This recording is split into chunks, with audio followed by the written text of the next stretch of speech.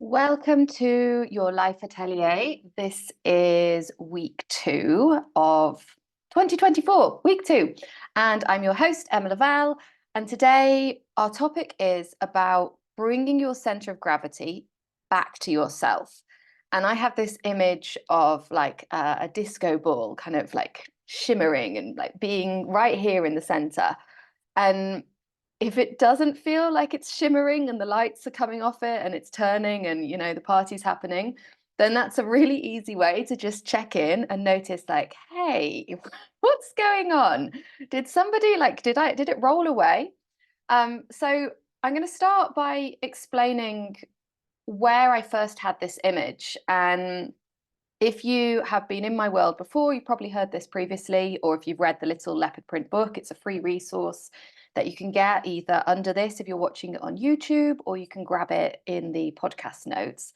But 2 years ago, just over 2 years ago, I had moved to Normandy, France with my long-term partner, and our relationship was ending. And it was very much like, it wasn't ending in a like, this is a disaster, I hate you. It was just like, shall we just not do this anymore? Like we're going in different ways. We both care about each other. We respect each other. And we didn't want it to get nasty. We wanted to end the relationship on a really good note because it had been a very good relationship for 9 years.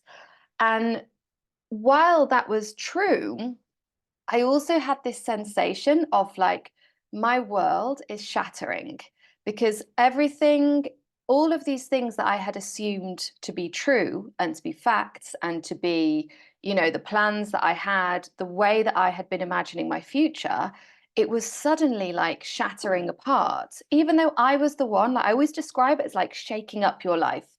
Like sometimes we just know that we want something to be different. We don't know what it is. So we break something or we throw something into the mix and it's like you're just shaking everything up and then you're watching how the pieces land. And I sent this voice note to a friend of mine at the time and I said, like, I feel like I'm shattering, but I feel like everything around me is kind of also gravitating. And it's so weird because I can feel it like and then coming in. And what I realized later, really probably only realized it a couple of weeks ago, actually. I was reading a book by Gabor Mate. I talk about it a lot, The Myth of Normal. And in fact, that's a lie. I wasn't reading it recently. I listened to it, started listening to it when I was taking Rita to and from the hospital. It was one of the audio books I was listening to. And in that book, he talks about a concept of authenticity and attachment. And these are two parts of our development. And when we're children, our attachment is more important than authenticity. So, mammals, if we don't have a caregiver, was my mammal, Rita, my mammal child there. If we don't have a caregiver, we die, right? We can't get our own food. We can't look after ourselves. So it's really, really important that we prioritize attachment. So what that means is if we sense correctly or incorrectly that our caregiver doesn't like something about us, we change it. We hide the authentic parts of ourselves to prioritize the attachment. Now, as we get older and we learn to look after ourselves, and we can go and get food, and we can manage our sleep, and we can create shelter, and we can meet all of those needs, we then need to prioritize authenticity for health. If we don't prioritize our authenticity and we instead hide those parts of ourselves, we become sick and we are unhappy. Okay. And it's fascinating. So for me, what was happening was I think that attachment was sort of unhooking. And I was really, for the first time as an adult, in a very, very big way, choosing authenticity and saying, I need these things for me to be happy. And I need to not put my partner first, put my family first, put everybody else first, put the dog first instead of me. I need to put myself first. Now, when we do that, our brains are screaming. They think this is dangerous because remember, up until a certain point, if you prioritize being yourself and doing what you want to do, and you don't prioritize keeping your caregiver happy, you will die. Okay, so our brains still have that programming, and this happens anytime we're going to do something different or something that doesn't align with the expectations of our culture, of our society, of those around us, of our partner. Our brain kicks off. It's like, don't do this. It uses all the tools that it has, because your brain's job is not to keep you happy. Your brain's job is not to keep you authentic, which creates happiness, is to keep you alive. And it keeps you alive by minimizing doing different things, by minimizing doing new things. Okay. So for me, that was really interesting, because that just suddenly clicked into place when I was reading this. And I thought, that was this shift from attachment to authenticity. Fascinating.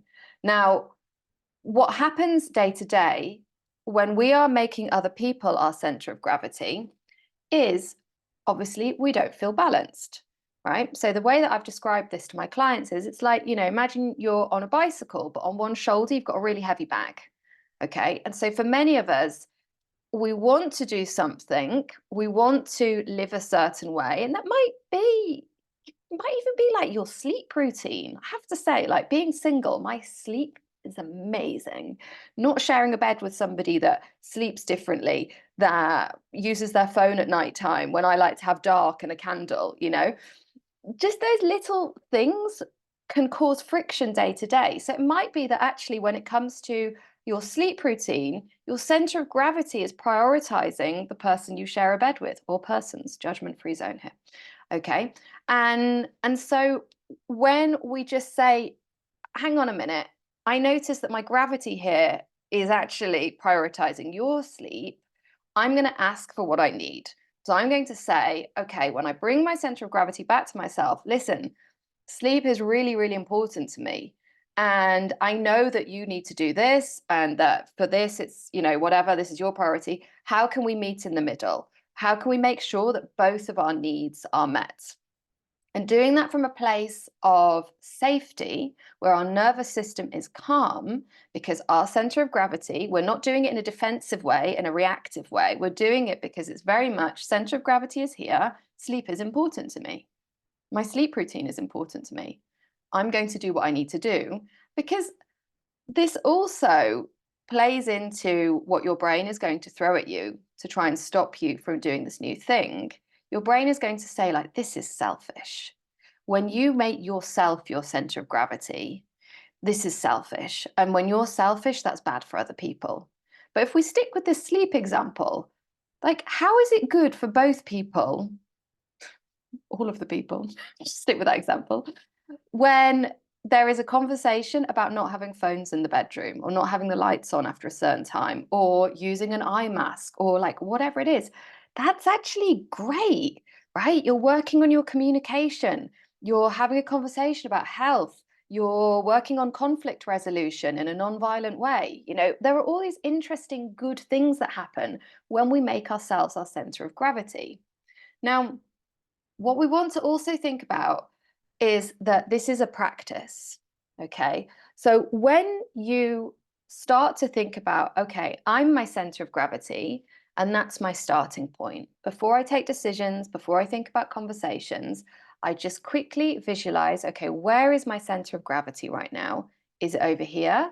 Is it rolling between multiple people? Is it going between my work, my clients, if I'm self-employed, my family, my partner? And again, like, even, I know this sounds crazy, but your dog, like, as a let's say reformed people pleaser. So interesting, because I noticed that I dealt with my people pleasing in my work and my business. I dealt with it in my personal life, but with my dog, with Rita, I was constantly worried that I wasn't being a good enough dog guardian, and I should be doing more, and I should be doing these different things. And I caught it, right? And it's like, sneaky brain. There's the people pleasing, moving my center of gravity to the dog instead of me. So your brain will still try to move it away from you. And that's why I really like to just imagine it as this disco ball and notice, like, has it rolled somewhere? Is it like glowing and spinning, but over here? And just doing that quick visualization, sometimes that can be enough. Like for me right now, it's enough. I've practiced this. So I really want you to focus on practicing and first just noticing, where is my center of gravity at this point in time, visualizing it, visualizing bringing it back, and noticing what comes up. If it's that this is selfish, that my needs are in competition with other people's needs, then that's a really great place to start doing some coaching on that. And what we can do is we can interrogate that belief, and we can start to ask, okay, is this true? Do I believe this is true for other people, or do I just believe this is true for me? We can also then start to find evidence and to show our brain, well, look, that example of sleep, when I prioritize myself with sleep, actually it benefited everybody around me. When I'm rested, it's better for my clients. I'm more creative, I'm more present. When I have a rule that, this is one thing that's really important to me, that we don't have phones, we don't have screens after 10 p.m., after 8 p.m., whatever, everyone in my household benefits from it. And again, we want to get to the point where we're doing this just for ourselves because we know and we believe and we're on board with the fact that making our center of gravity ourselves is valuable and it's valid just because it is. But between where you are now and that point, there's probably a lot of little steps. Okay, there might not be. It might be enough to just notice it. But if there are, then we just want to use all of the tools that we have at our disposal. And those tools could be, okay, I'm going to start by focusing on how this benefits everybody else. And then I'm going to look at bringing it back to myself as well. Now, one more thing before we finish is to think about, I always call it like the terrain or the background atmosphere of what you're in. So as I mentioned, when we hear ideas like this, we're usually like, yeah, great. Intellectually, I'm on board. But the implementation of it can, it can just not happen, right? Like we have this idea and then we don't do it. And we're like, why am I not doing it? Very often that's because of the terrain. So your nervous system goes into fight or flight. And it's like, you're in this space, you listen to this podcast episode or you get coached and you're like, yeah, I'm on board, I'm on board. And then you go outside and you immediately see a piece of media or you see another person putting their children first, or you see how your mother is behaving with your grandmother, and you get all of these bits of information and bits of data fed to you telling you you're wrong. This is the right way. The way to be a good human is to put other people first. Or you can do this, but in the future, which obviously, it's not real. It's in the future. That's just your brain saying, don't do it, but let's give you an excuse. Now, I want you to think about society's center of gravity and when that has moved in the past. It's always moving. Our values as a society are in flux. So if you think about smoking in the 1950s, everyone was smoking. Your mum, when she was pregnant, the doctors, everybody. And it was the socially acceptable thing to do. It was normal for everybody to smoke. It was normal for pregnant women to smoke with a martini. And at some point, not at some point, gradually, by lots of individuals moving their own center of gravity and bringing it to say, this does not feel good. This is suspicious, right? All those little changes meant that the ball, the center of society's gravity, moved to say, no, as a society, smoking is not seen as a healthy, good thing for pregnant women to do or for parents to do in a car with their children. And it moved until that became the new center of gravity. Okay, so just think about that and notice okay, right now the ball is over here. That does not mean I'm wrong, right? It just means maybe I need more tools. Maybe I need to put even more work into building up my belief. Maybe I need to set even more boundaries. Maybe I need to have a practice of reflecting and evaluating and just thinking about it as if you were going to climb a mountain, what clothes would you be putting on? And when we're building a new belief, what tools do you want to use? Okay, so if this was interesting for you and if you're interested in more coaching tools, because why wouldn't you? We are running the Prune and Bloom Challenge. It's the 27-day, 30-day challenge. There's a video explaining why. It kicks off this Wednesday when I move to Toulouse. I'll be driving all day, but I'm having a slow start in the morning.